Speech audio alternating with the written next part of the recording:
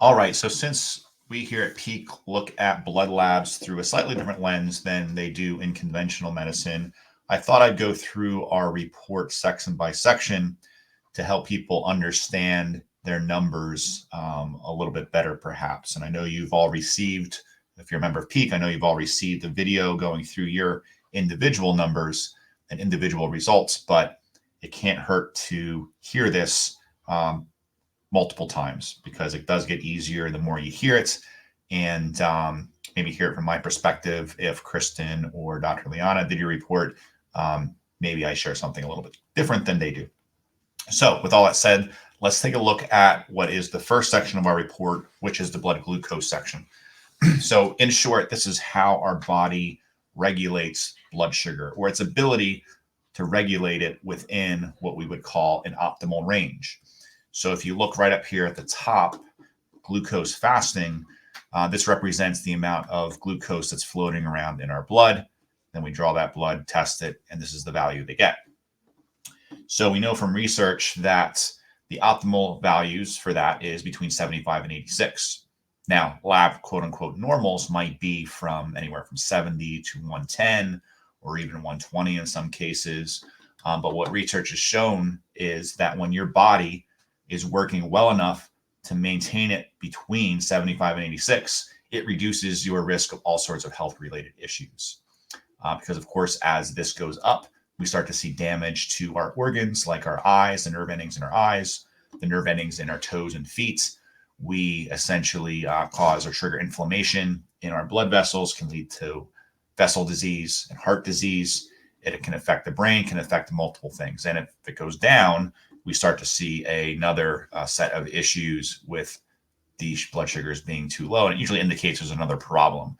Could be an infection, could be excessive stress, could be not eating the right foods, could be liver function issues, etc.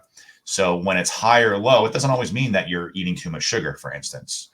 Or if it's low, it doesn't mean you're not eating enough sugar necessarily. It just means that your body's having an issue keeping it within the levels where it wants to work at its best.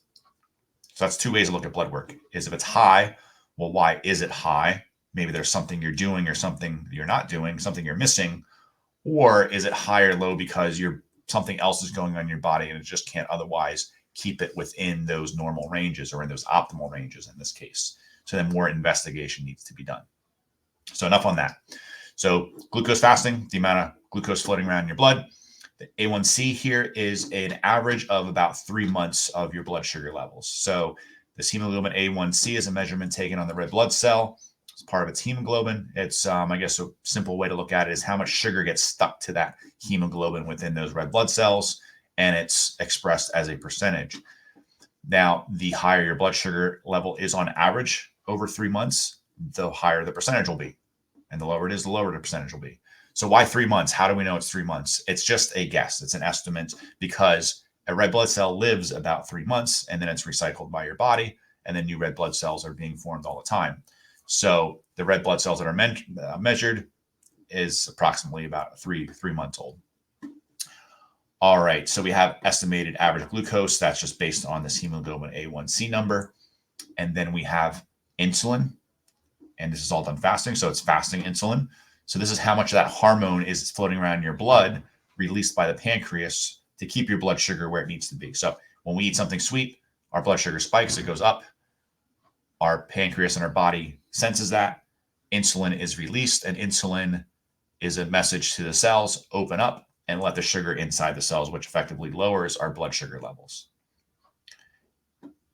C-peptide is similar to insulin. It's just another form of that. So when our pancreas creates insulin, it starts off as a molecule that's insulin and C-peptide together. Then it's cleaved and each are split. We measure C-peptide because it's more stable and it's sometimes more accurate, especially if there's lots of fluctuations. Then the last three here is we have these HOMA calculations. So the HOMA with the B stands for beta cells, which is part of the pancreas. And that's what releases insulin. S means sensitivity. So how sensitive are all of the cells to the insulin that's being released? If it's sensitive, it will work really well. If it's not very sensitive at all, it's resistant, then it won't work very well. And then we have the IR, which is insulin resistant, and that's the degree of insulin resistance. So how does this relate to the values we're seeing here? So this person, they are insulin resistant, perhaps even pre-diabetic at this point. All their numbers are high, so their sugar is high, their hemoglobin A1C is high, insulin and C-peptide are high. So what that means is, as we look at it through the lens of this percentage here, this HOMA calculation, is that the beta cells are working overtime. It's pumping out a ton of insulin. So 34.7. We usually want to see it around 3 or 4, especially when you're fasting.